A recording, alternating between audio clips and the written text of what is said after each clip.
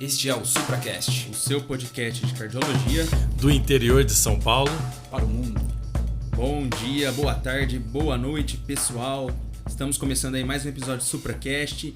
Aqui quem fala com vocês é o Danilo. Estou aqui com o meu colega Almirzão. Fala, Danilo. E hoje é um episódio polêmico, hein? Com grandes convidados. Duas participações mais do que especiais aqui, voltando a este podcast. Dr. Henrique Turim, Dr. Gustavo Volpe, cardiologistas pelo Hospital das Clínicas de Ribeirão e especialistas em imagem cardiovascular. Boa noite, pessoal. Boa noite, pessoal. Aqui é Gustavo Volpe. Sempre um prazer estar aqui com vocês, contribuindo com esse trabalho tão legal que vocês têm feito. E vamos hoje para a polêmica. Olá, Danilo, Almir, Volpe. Um grande prazer retornar ao SupraCast, aproveitando para dar os parabéns aqui para vocês pelo excelente conteúdo que vocês têm construído ao longo do tempo. E vamos lá, vamos falar sobre DAC crônica e tocar nas polêmicas do dia a dia. Show de bola! E o episódio, como o Turim falou, polêmicas da DAC crônica, hein, pessoal? E antes da gente começar essa discussão, Volpe, tem um desafio aí para os ouvintes hoje? Tem um desafio para os ouvintes hoje. Meu desafio é, a gente está falando de DAC, mas a gente vai tratar DAC num tempo muito diferente. Então, você que está aí ouvindo agora, pense se você fosse um residente jovem de cardiologia, mas em 1980, e você tivesse diante de você um paciente com DAC muito grave. Qual seria o seu arsenal terapêutico? O que você teria à sua disposição para tratar? Você tem alguma ideia disso? Vamos ver se alguém tem alguma ideia. Boa, gostei do desafio. Boa. E assim, o pessoal se desenrolava, hein, naquela época, hein? Ô, Danilão, e aí, como que a gente vai começar esse episódio, hein? Diz que vai ter até briga hoje aqui, é verdade? Vamos ver, hein? Vamos ver que tá prometendo aí sair uma faísca aí, hein? Vai, segue, Pra começar, então, Turim, chega um paciente na nossa frente que ele tá com dor torácica. Qual que é a importância da gente estratificar esse paciente pra gente começar a desenvolver nosso raciocínio e prosseguir com a investigação diagnóstica? Olha, Danilo, eu acho que o primeiro ponto é a gente identificar se esse paciente com dor torácica se encontra num quadro estável ou instável, né? Eu acho que o nosso bate-papo hoje é sobre aqueles quadros estáveis, né? Aquela dor torácica crônica, desencadeada pelos esforços, com melhora ao repouso, ou eventualmente com o uso de nitrato, que caracteriza a manifestação da doença arterial coronariana, que a gente tem chamado aqui de DAC, né? Como é no nosso dia a dia, a gente está acostumado a isso, crônica, né? Diante de um paciente com dor torácica, o primeiro ponto é a gente tentar, que a gente deve fazer é caracterizar a dor, né? Se é uma dor torácica típica, se é uma dor torácica possivelmente anginosa, né? Ou se é uma dor torácica provavelmente não anginosa. Existem algumas formas para a gente classificar essa caracterização. Trago aqui até uma manifestação recente da última diretriz da American College e da American Heart que sugere exatamente que a gente evite o termo angina atípica, né? Porque nesses casos, muitas vezes a gente tem realmente uma manifestação de uma doença arterial coronariana, né? Eles sugerem que a gente, pelo menos naquele documento, que a gente classifique esses tipos de dor como uma angina típica, né? Uma dor possivelmente anginosa ou uma dor que realmente tem elementos que não sugerem que seja de etiologia coronariana. Depois da caracterização da dor, se a gente tiver ou do desconforto, né? É importante a gente colocar aqui que eventualmente o paciente pode referir um desconforto, não necessariamente uma dor torácica. A gente tem que pensar se a gente deve ou não estratificar. Você concorda comigo, Volpe? Exatamente. Acho que aí é a primeira dúvida que vai surgir na sua cabeça. Você tem um paciente que a gente está falando de um cenário típico, né? Então, um paciente com uma dor provavelmente anginosa, que tem dor aos esforços, tem melhora com repouso, desse cenário. Então, a primeira coisa que a gente vai pensar é se a gente deve ou não estratificar esse paciente. O clássico é a gente começar estimando a probabilidade da doença arterial coronariana, né, Danilo? O Almir também, eu acho que concorda comigo. Normalmente a gente faz isso buscando a característica dos sintomas e pensando na idade do paciente, né, e também no sexo, masculino ou feminino. São os elementos que entram no modelo de estimativa de probabilidade de DAC clássico que foi estabelecido por Diamond e Forrester, né? Ou Diamond e Forrester, né? Há muito tempo atrás, né? O estudo deles foi do final da década de 70, né? E ao longo do tempo tem reiteradamente, né, mostrado que esse modelo, inicialmente publicado, ele superestima né, a probabilidade de DAC observada no dia a dia. Então, a gente, hoje em dia, tem que buscar modelos mais atualizados, validados em coortes mais contemporâneas, como apresentado na diretriz mais recente da Sociedade Europeia de Cardiologia, que, além de incluir como sintomas a dispneia para considerar aqueles casos em que o paciente não manifesta propriamente dor ou desconforto, né, para que a gente possa classificá-lo dentro desse modelo preditivo, e ainda apresenta um modelo básico, com esses 3 elementos como eu coloquei, né, mas eles consideram a probabilidade de a gente inserir outros fatores de risco, podendo aí reclassificar o paciente para cima ou para baixo, né, como maior ou menor probabilidade em relação ao modelo básico. E também trazem uma novidade, que é a incorporação do score de cálcio nessa avaliação da probabilidade de doença arterial coronariana. Mas aí o Volpe já está me olhando aqui, né, Volpe? Está falando, olha, mas a gente tem que esclarecer que o score de cálcio, o uso clássico dele é para paciente assintomático. Mas né? a gente está aqui para falar de polêmica, não é verdade? Então vamos lá. Essa é a primeira polêmica, né? Então a gente tem o score de cálcio. Ele deve ser usado no cenário do paciente que tem sintoma, né?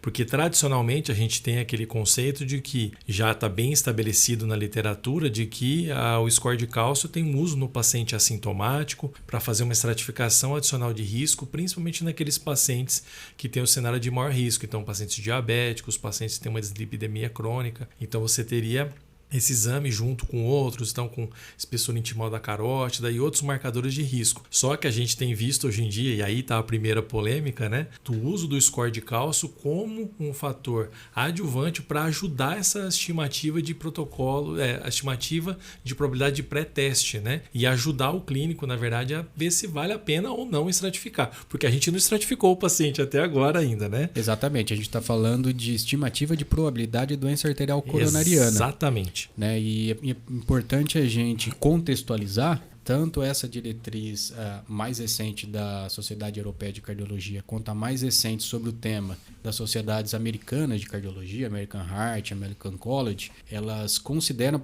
a possibilidade de se optar por não prosseguir a investigação quando a probabilidade dos sintomas, né, serem decorrentes de uma doença arterial coronariana obstrutiva, ela for baixa, ou seja, abaixo de 15%, especialmente quando essa probabilidade é muito baixa, menor do que 5%. Por quê? Porque nesses cenários, né, de uma probabilidade muito baixa, especialmente muito baixa, o benefício de prosseguir a estratificação e seguir com tratamentos além do medicamentoso, como nós vamos falar mais à frente, né, ela não é efetiva. Então tá aí uma polêmica, né? Não estratificar quando essa probabilidade é muito baixa. Então, diante desse cenário, o que eu penso? A gente precisa ter um modelo muito robusto para estimar a probabilidade. O modelo básico superestima. Um modelo com elementos clínicos ajuda a refinar. E o que se coloca nesses documentos é que o uso do score de cálcio, especialmente naqueles pacientes com um score de cálcio de 0, né, ele poderia reclassificar de forma correta os pacientes para um risco mais baixo. Mas é importante a gente ressaltar o que não necessariamente um paciente com score de cálcio de 0, ele não tem uma doença arterial coronariana obstrutiva. Né? Nós estamos falando de um modelo preditivo e quando esse modelo, o resultado da probabilidade é menor que 5%, ele pode nos direcionar sobre tratar, sobre prosseguir a investigação ou não. O que o Turim está querendo dizer é o quê? Que se você tem um paciente que tem um paciente sintomático, mas ele tem um score de cálcio 0, essa dor muito provavelmente é uma dor não anginosa que não está relacionada com uma doença epicárdica. Entendeu? Se eu pudesse transmitir de uma forma sintética esse tópico dessa nossa discussão de hoje, eu diria o seguinte: paciente com dor torácica, desconforto ou um possível equivalente anginoso, a gente tem que estimar a probabilidade de doença arterial coronariana para nos ajudar a definir como a gente vai prosseguir. Num paciente com uma probabilidade clínica muito baixa, talvez a gente possa parar por aí. Então, usa o score, a calculadora.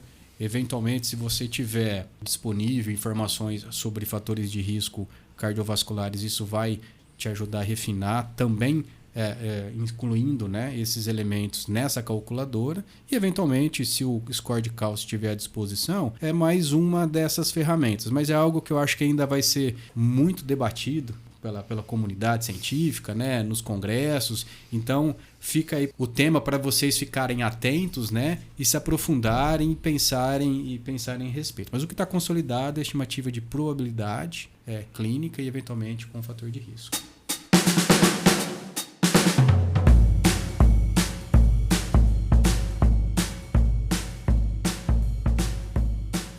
O que gera muita dúvida, até na nossa prática clínica, são aqueles pacientes que têm a intermediária probabilidade, né? Que na diretriz da ESC ela coloca como 15% a 85%. Gera, assim, como que a gente faz com esse paciente? Se a gente vai preferir uma prova, um exame para ver a anatomia, se a gente vai preferir uma prova funcional. O que vocês acham sobre isso? Perguntinha fácil, hein? Perguntinha fácil. Eu ia colocar assim, colocando assim miúdos assim, esse cenário o que é? É colocando daquela mesma forma que eu coloquei antes, né? É aquele cenário onde você tem um paciente com fatores de risco, mas que tem sintomas que não são tão típicos, ou paciente com sintomas típicos e que não tenham muitos fatores de risco. Assim, putz, esse cara aqui, eu não sei o que eu vou falar, entendeu? Eu preciso investigar essa pessoa aqui porque tá estranho, né? Mas antes de falar desse paciente que está no meio do caminho, será que, para fugir um pouquinho da polêmica, naquele paciente com uma alta probabilidade, muito alta probabilidade, você não encaminharia esse paciente para o Almir fazer um exame diagnóstico invasivo? Essa é a sua hora, professor. Não, eu acho que quando o paciente tem claramente, né, aquele paciente de alta probabilidade, acho que o cateterismo vai ser o exame de escolha, né, é o padrão ouro aí pra gente fazer o diagnóstico mesmo de coronariopatia. E, inclusive, vou puxar uma bola aqui, mas que não vamos nos estender sobre isso, mas até é o padrão ouro também na evidência de isquemia microvascular, que também dá angina, mas não tem obstrução nas coronárias. Mas isso é assunto para um outro episódio, né? Pois é, então agora a gente tem a grande polêmica de como se estratificar ou não o paciente de baixo risco, principalmente de muito baixo risco, e um ponto pacífico, né, sobre como estratificar o paciente de alto risco, muito alto risco. Mas vamos falar talvez da grande maioria dos casos, né, como vocês colocaram antes, daqueles pacientes com probabilidade intermediária, né? Volpe, e aí? Geralmente nesses casos, o que a gente faz? A gente tenta raciocinar qual é a disponibilidade de exames e com o tipo de informação que a gente está querendo. Porque assim, a gente tem a estratificação invasiva, obviamente, como o Almir disse, que vai ser feito com cateterismo. Tem toda a questão envolvida do, sim, o exame tradicional, é o padrão ouro, dessas coisas. Só que a gente não vai sempre fazer o cateterismo. Tem algumas vezes que assim, tem algum risco também envolvido na realização dele. E essa relação risco-benefício, talvez nesse paciente intermediário, não seja, vamos assim, o exame de escolha. Então você poderia, vamos assim, puxar um pouquinho para o nosso lado também, né, Almir? A questão da avaliação dos exames não invasivos que a gente está colocando, o que a gente tem de opção. Isso só assim, né? O pessoal fala, vai lá, faz lá, é só um catezinho. Isso. E não é assim, a gente sabe que tem invasividade, tem complicações, é baixo, mas existe. E pode, né? Você pode trazer um malefício para um paciente que não tem indicação. Então aí entra, por isso que vocês estão aqui, que é o que vocês são experts, né? Que são os testes diversos que a gente pode fazer nesse sentido. O primeiro paradigma que a gente tem, né, é ver o que a gente vai avaliar. A gente vai avaliar a anatomia ou a gente vai avaliar a função.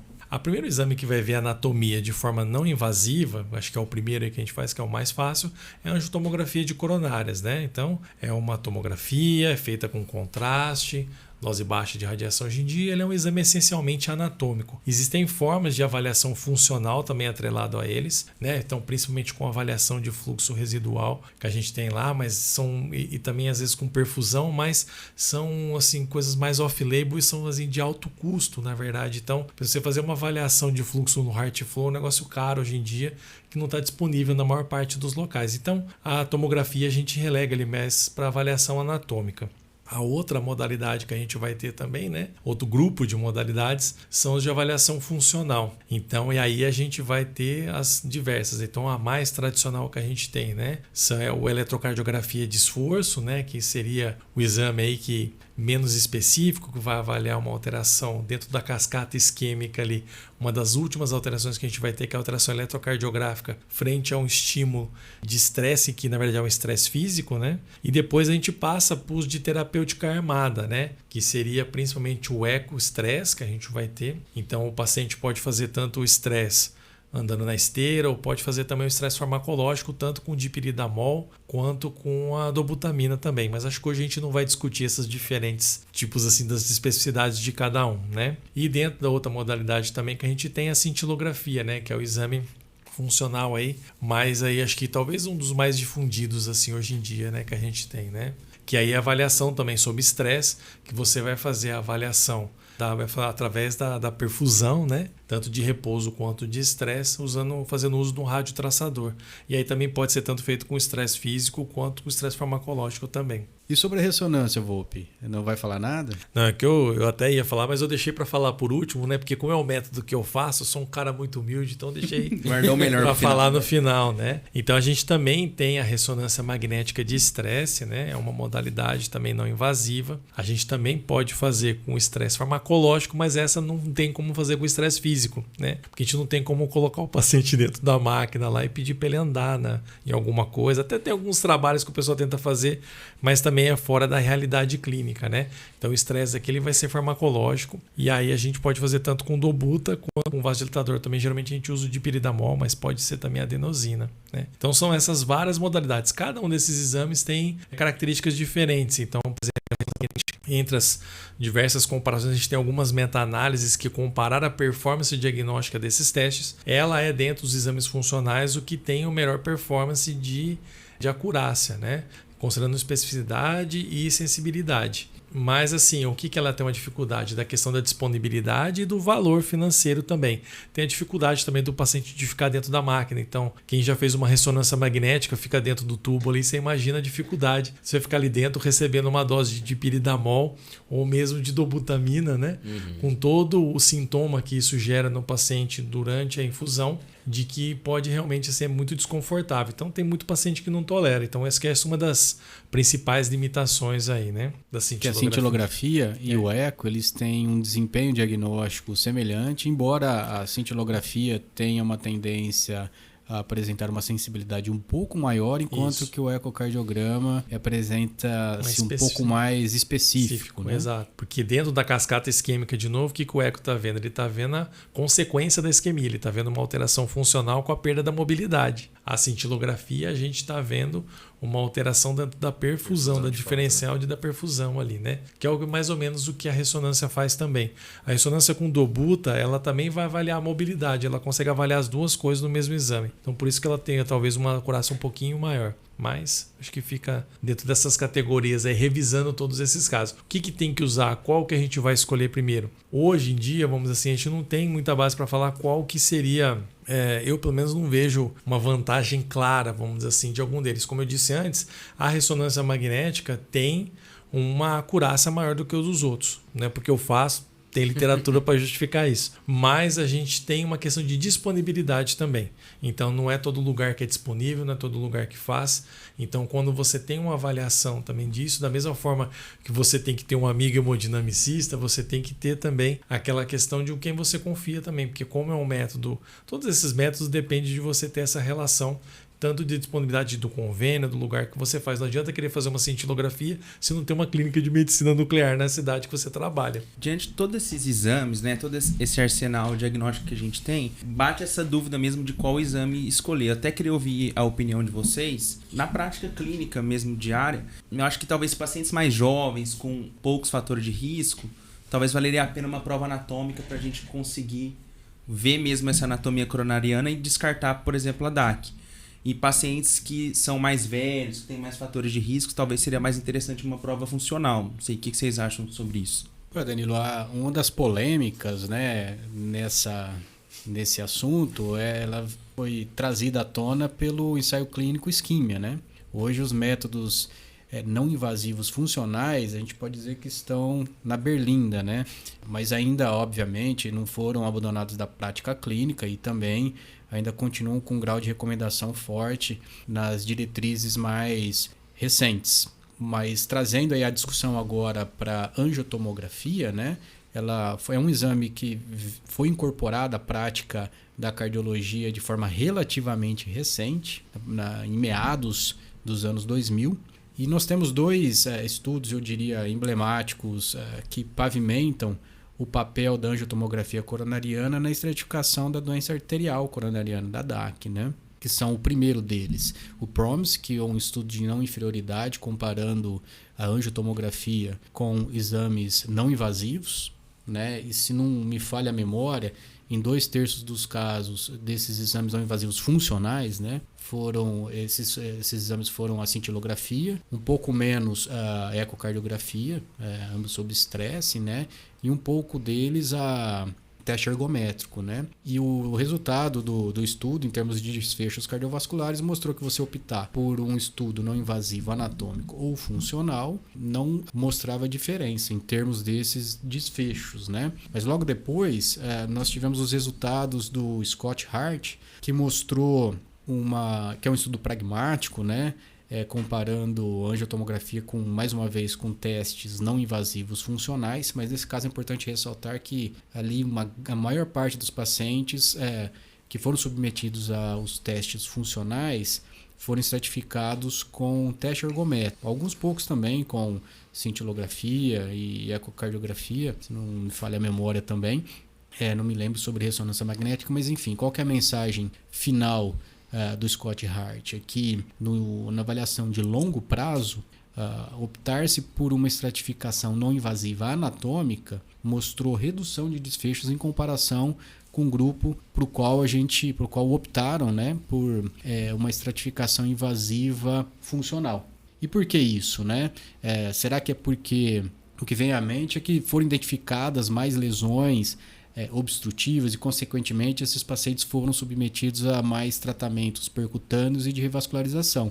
Mas, na verdade, não foi isso o que ocorreu. Não houve diferença em números de cateterismos cardíacos diagnósticos indicados após uma opção ou outra, né, o teste não invasivo anatômico ou funcional, e também não houve diferença em termos de revascularizações percutâneas ou cirúrgicas. E um subestudo do Scott Hart mostrou que o que havia realmente o que tinha uma diferença impactante, né, muito assim nítida, né, e estatisticamente significativa, era com relação ao tratamento clínico. Ou seja, os pacientes submetidos à angiotomografia, eles tinham, após o exame, uma intensificação no tratamento medicamentoso para a doença arterial coronariana muito mais evidente do que naqueles pacientes submetidos aos exames não funcionais, né? Isso medido e comparado, né? Então, e por que isso, né? Porque imagina, se um paciente faz uma angiotomografia,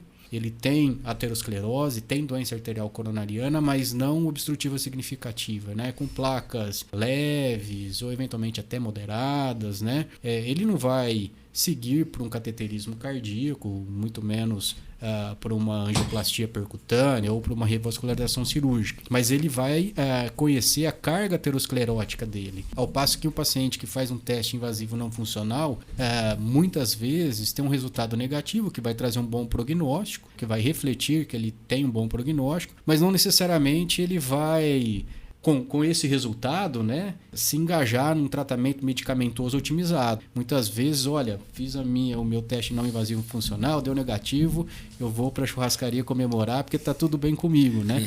Então, talvez essa seja uma diferença que a gente encontra nesses dois métodos.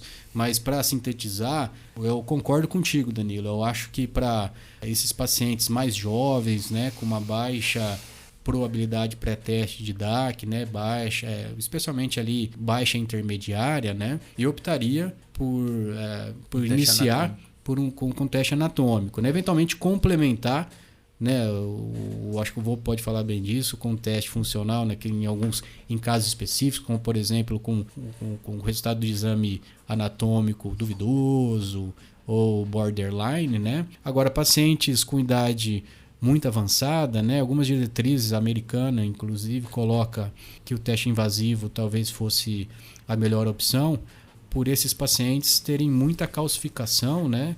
Eventualmente uma dificuldade, né? de avaliação dessas artérias, né, Volpe? Eu acho que... Como o próprio Almir falou agora, todo exame tem as suas limitações, né? Então a angiotomografia de coronárias também tem, né?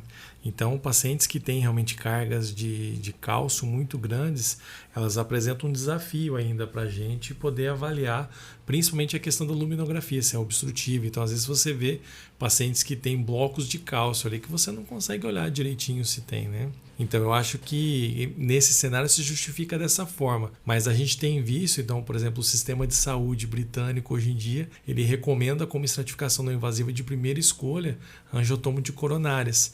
E tem até um estudo recente mostrando que os condados onde você teve uma adesão maior a esse tipo de estratificação, você observou também uma menor incidência de eventos coronarianos. Então você teria de forma...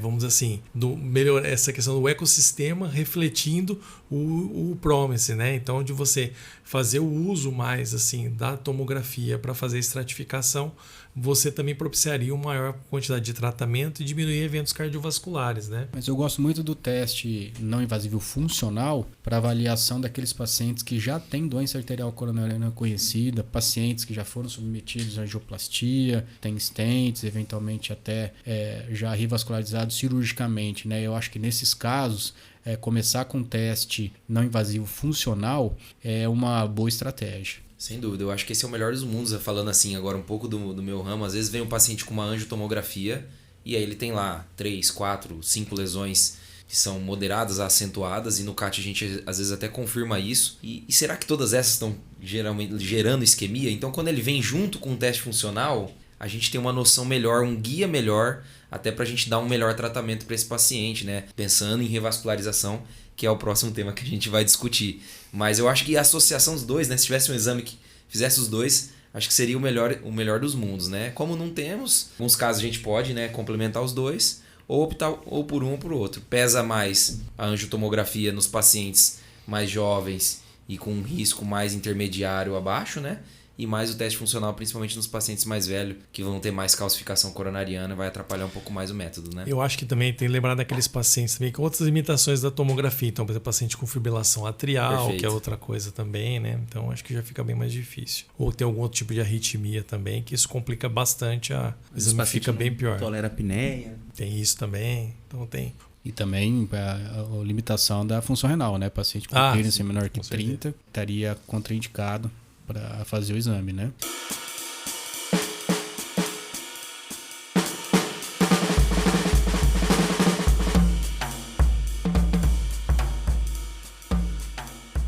Bom, já que são polêmicas, né? Vou provocar um pouco vocês para a gente introduzir o próximo assunto, né? A gente falou de pesquisar isquemia de fato, né? Mas a gente viu que tratar esses pacientes com isquemia, né, no isquemia, demonstrou isso muito bem, não muda prognóstico em relação ao tratamento clínico. Então, como que a gente vai tratar os nossos pacientes e por que, né, pesquisar isquemia então? Né? Então, jogando essa polêmica aí para vocês. Olha, isso entrando agora na polêmica do tratamento, né? Eu acho que logo de início a gente tem que reconhecer que o tratamento, o alicerce do tratamento da doença arterial coronariana, ele é clínico. O tratamento clínico avançou muito, continua avançando, né? E hoje a gente tem um arsenal terapêutico clínico muito diversificado, com drogas muito potentes, eficazes, né?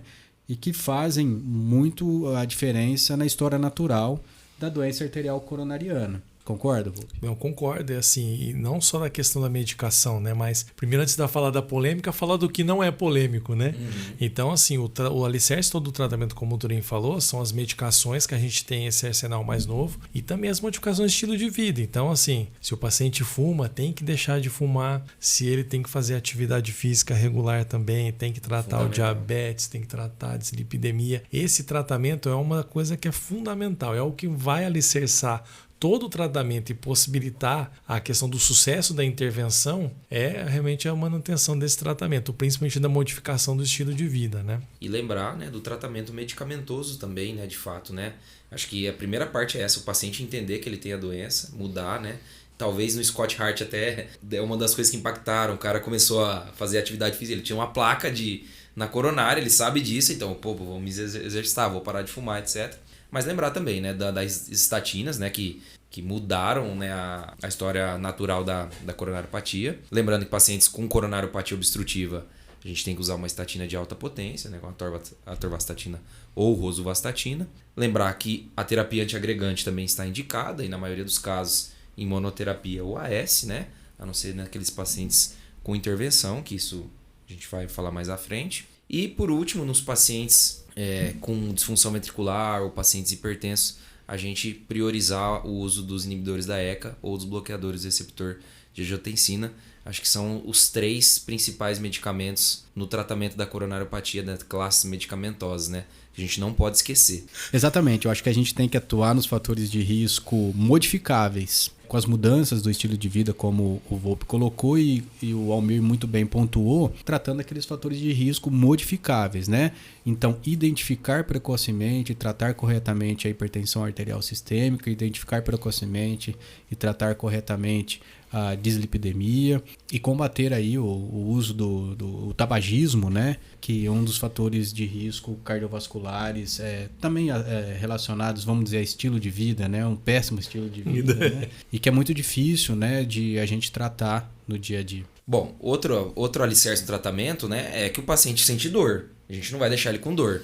Então existe a terapia antianginosa, que nós não vamos falar nesse episódio, porque a gente tem um episódio de terapia antianginosa, que é o episódio 4, né? Se não me falha. Episódio número 4, sensacional. Vale a pena. O Danilão deu um show nesse episódio, tá? Beta-bloqueadores. Espere o episódio terminar e vá para o episódio 4. Bom, já supondo que nós já estamos fazendo, né, as mudanças de estilo de vida, dando os medicamentos antianginosos, e quando de fato a gente vai revascularizar? Quando de fato a gente vai indicar uma cirurgia de revascularização ou vai indicar um implante de um stent, um tratamento percutâneo? E aí, como é que fica? Agora é o risca-faca. É o famoso hartinho. Mas começando pelo ponto pacífico, né, eu acho que se o paciente tem uma angina limitante, né, a classe funcional 3 ou classe funcional 4, a despeito de um tratamento medicamentoso otimizado, está indicada a revascularização percutânea ou eventualmente cirúrgica, né, para alívio de sintomas. Eu acho que a grande polêmica está no cenário, é bom a gente pontuar, dos benefícios, né, da revascularização, seja percutânea, seja cirúrgica, em reduzir desfechos cardiovasculares, né? Exato, porque assim, né, é um pensamento muito mecanicista e muito direto que a pessoa tem. Se eu tenho um vaso obstruído, eu vou revascularizar, obviamente eu estou fazendo um benefício gigante para esse paciente, estou melhorando do ponto de vista funcional e melhorando a sobrevida. E aí, será que os trabalhos mostraram que é assim mesmo, Turim? Olha, porque eu acho que a gente tem de bem estabelecido hoje é a revascularização em 2 cenários específicos. O primeiro deles é o paciente com lesão de tronco, de coronária esquerda, né? Muito também pelo fato de esses pacientes terem sido excluídos dos ensaios clínicos que compararam tratamento medicamentoso, percutâneo e cirúrgico, né? E pacientes também com doença arterial coronariana triarterial e disfunção sistólica do ventrículo esquerdo, especialmente com a fração de ejeção menor ou igual a 35%. Eu acho que nesses 2 cenários a gente tem benefícios bem estabelecidos ainda da revascularização, especialmente a revascularização cirúrgica, né? Mas a percutânea tem o seu papel, né, Almir, em pacientes com lesão de tronco, né?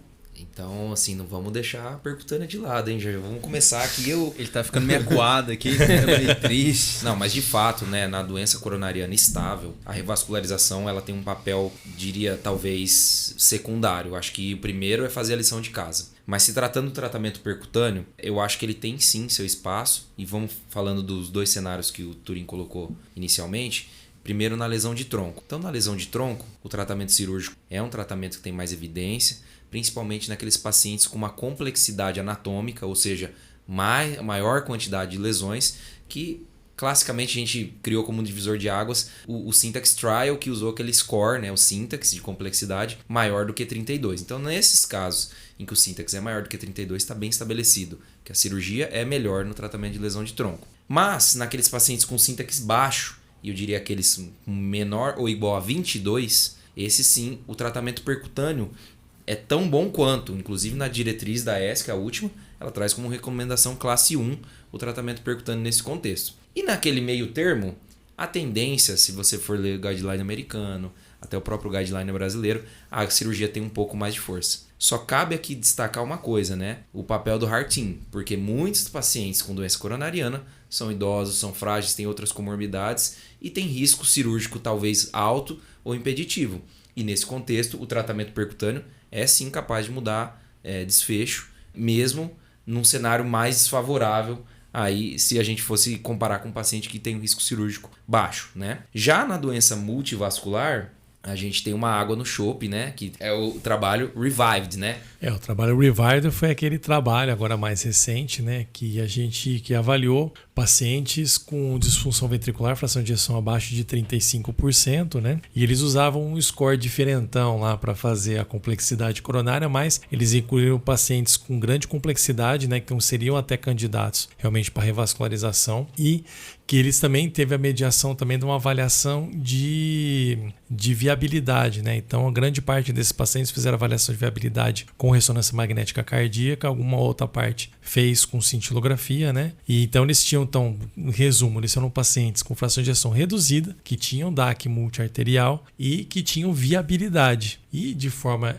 o paciente foi tratado, né? E foi tratado de forma completa, né? Então, o que mostrou depois do segmento? Uma mediana ali de pouco mais de 40 meses de segmento, mostrou de que não teve uma melhora de desfechos duros e também não teve uma melhora funcional de forma surpreendente, né? Porque é uma coisa muito, vamos dizer assim, arraigada de que você tinha, se você tinha uma lesão acentuária, você tinha uma disfunção ventricular que era relacionada àquilo, espera-se que se você revascularizar, você teria um aumento de benefício, né? Você teria um aumento, uma melhora da função, né? Mas na verdade esse estudo não mostrou. Mas uma coisa que é importante falar é de que ele foi randomizado para quê? Para a revascularização mais tratamento clínico otimizado versus tratamento clínico otimizado sozinho. Ou seja, a questão da revascularização é que não fez, vamos dizer assim, a diferença nesse caso.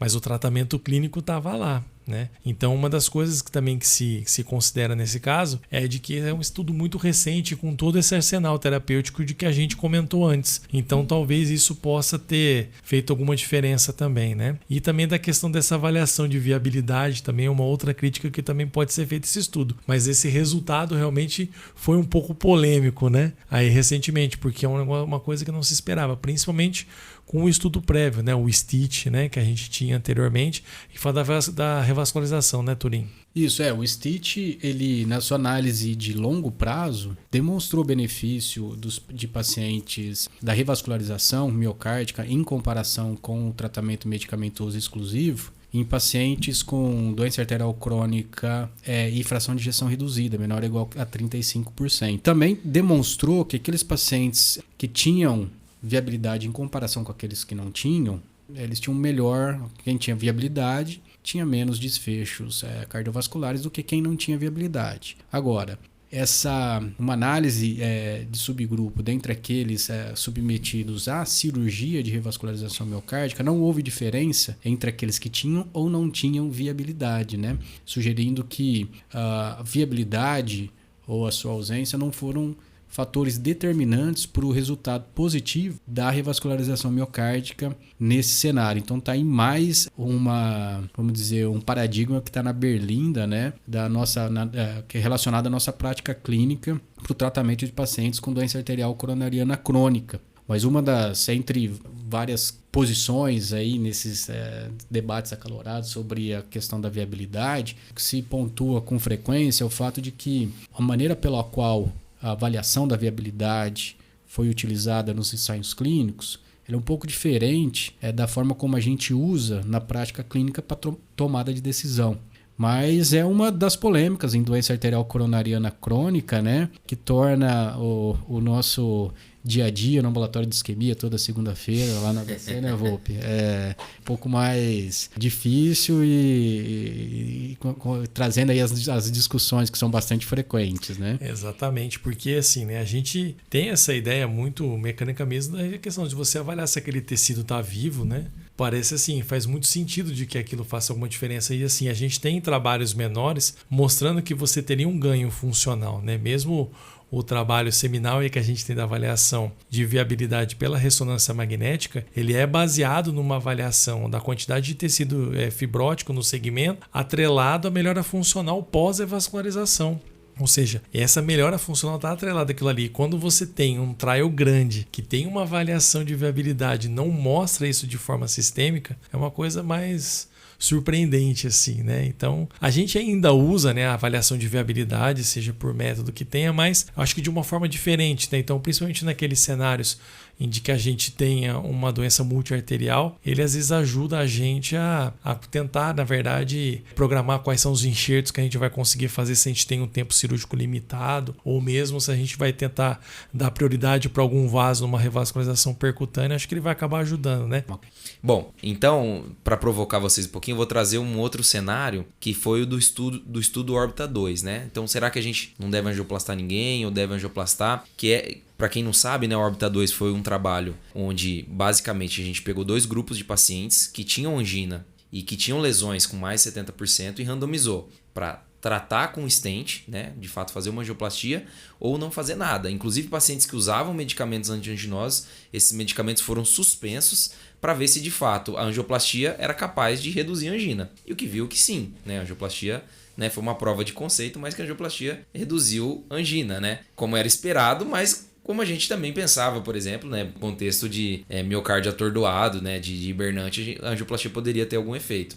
Então, pensando agora, uma pergunta para vocês. No paciente, por exemplo, não quero tomar remédio ou o remédio me dá efeito colateral. A angioplastia está indicada nesse caso? Acho que sim, acho que sim. A gente também não só a questão da quantidade da questão da intolerância, mas às vezes a quantidade de medicações. Perfeito. Várias vezes lá no ambulatório de isquemia a gente encontra esse tipo de situação. A gente tem pacientes que têm lesões crônicas, que às vezes não tem uma alteração funcional, então a princípio a gente está tratando clinicamente, e às vezes aquele paciente está tomando 40 miligramas de Zordil 3 vezes por dia, tomando amlodipina, tomando propanolol, tomando um monte de antianginosos.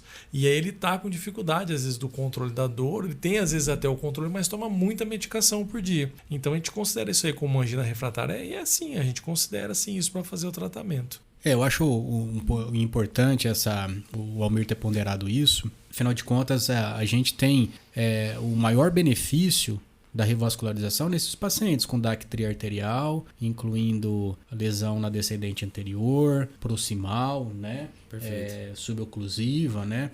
Mas agora o benefício ele vai diminuindo, né? A probabilidade do paciente ter um benefício ele vai diminuindo conforme a anatomia vai ficando menos acentuada, vamos dizer assim, né? Então, se a gente pegar ainda um paciente com uma DAC biarterial, incluindo a DA proximal com uma lesão suboclusiva, 95%, dificilmente a gente não angioplastaria essa lesão suboclusiva numa DA proximal. Perfeito. Né?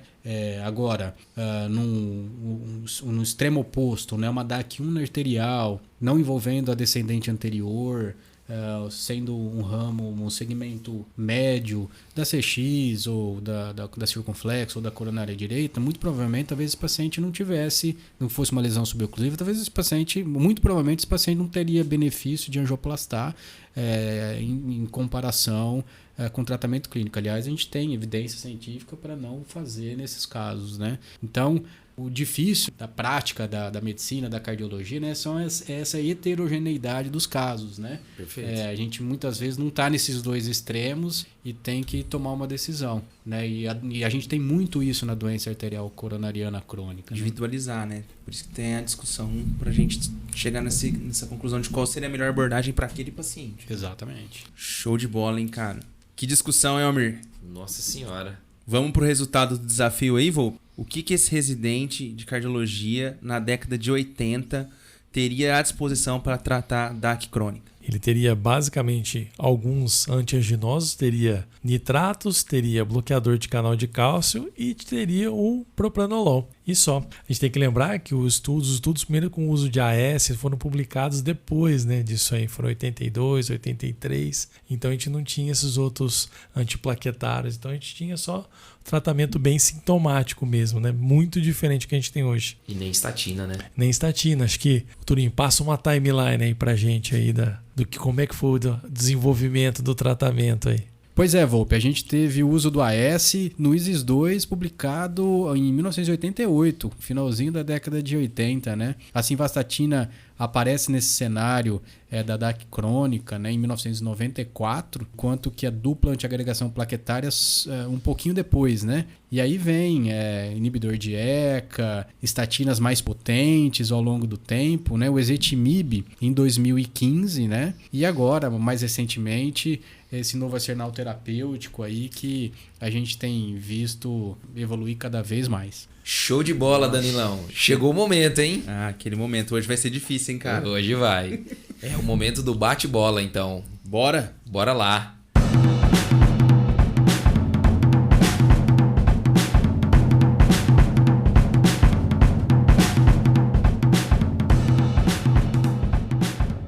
Vou mandar umas perguntas aí, vou surpreender vocês, que hoje eles não sabem o que a gente vai perguntar. Então eu vou começar com o Turim primeiro. Turim, score de cálcio. Quando e para quem? Olha, Almir, definitivamente para o paciente sem dor torácica, para estratificação de risco cardiovascular e definição de metas terapêuticas. Excepcionalmente, em casos de pacientes com baixa probabilidade pré-teste de doença arterial coronariana, quando a gente precisa de um modelo mais robusto para optar por não estratificar o paciente quando essa é a estratégia em mente. Bom, para os pacientes alto risco, muito alto risco, CAT. Para os pacientes na meiuca ali, Volpe, funcional ou anatômico? Anatômico. Na minha opinião, pacientes com risco intermediário, acho que é importante avaliar a doença como a gente colocou, avaliação anatômica. Danilo, tratamento clínico da DAC, o beabá do cardiologista.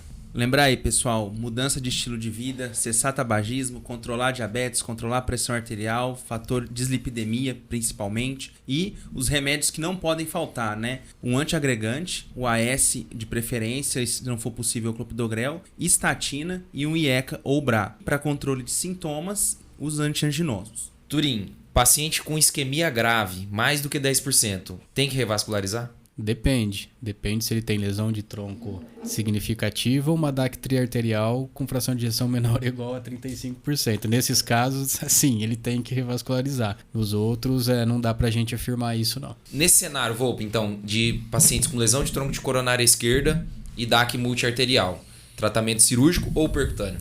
Tratamento cirúrgico a princípio, né? A gente tem evidência, né, do Stitch, que mostrou que você tem melhor de sobrevida, né? Turim, paciente que tem indicação de revascularizar, seja percutânea ou cirúrgica, eu preciso pedir uma prova de viabilidade miocárdica? Essa é quente, hein? Olha, Danilo, eu diria que na suspeita da ausência de viabilidade de territórios de irrigação coronariana, a avaliação da viabilidade ainda tem sim o seu papel, não como um elemento decisório para revascularizar ou não, mas principalmente a planejamento terapêutico do cirurgião. Show de bola. Vocês querem mandar um abraço para alguém? Eu quero mandar um abraço para toda a turma da isquemia, do ambulatório de isquemia, segunda-feira, todos os nossos residentes lá que enfrentam esse desafio quase que semanalmente. E para entrar na residência animado, né? Os que estão chegando. Eu queria mandar um abraço aí para todo mundo, para o nosso colega lá de isquemia, o Vanberto, que tantas gerações de residente aí a gente trabalhou junto aí, né? Muitos casos desafiadores. Muitos casos desafiadores, exatamente. Tá? Um abração pro Thiago Lascala também, que eu tenho certeza que é nosso ouvinte, que também foi um cara muito importante aí na minha formação, e para todos os residentes aí, que a gente sempre, é o que a gente sempre fala, né, Turim? A gente mais aprende com eles do que a gente ensina, né? As discussões sempre são muito legais. Boa, eu ia mandar um abraço pro Vanberto, mas você roubou meu abraço, então vai 2 abraços pro Vanberto aí. Que falar de doença coronariana e não lembrar do Vanberto é sacanagem, né? Grande Vanberto, grande Thiago Lascala, 2 caras que ensinaram e ensinam muita gente até hoje, né? Exatamente. E eu vou mandar um abraço aí para todo o pessoal da rádio, tive junto com eles aí todo esse ano, pessoal da Tomo, da Ressonância. Abraço aí pra galera. Pessoal, agradecer ao Turim, ao Volpe novamente aí por tá voltando aqui nesse podcast. Já estão virando aí figurinha carimbada aqui. A gente fica muito feliz, aprende demais com vocês. Como já dissemos outras vezes, as portas estão abertas aí para próximos episódios. Lembrando que os 2 episódios são top 10 do Subcast, hein? É isso aí. Doença de Chagas e estenose aórtica estão lá bombando. É isso aí. É isso aí. Precisando é só chamar. É isso aí. Valeu, Volpe, valeu, Almir, valeu, Danilo. Obrigado pelo convite. Sempre um prazer estar aqui com vocês. É isso aí, pessoal. Esse episódio, como diria o Danilão, ficou show de bola. E muito obrigado. Não esquece de dar aquela forcinha pra gente. Dá 5 estrelas no Spotify, isso ajuda muito a gente. Segue a gente no Instagram, @supracastcardiologia. Estamos também no YouTube e nas demais plataformas. É isso aí, pessoal. Muito obrigado. Falou, pessoal. Obrigado.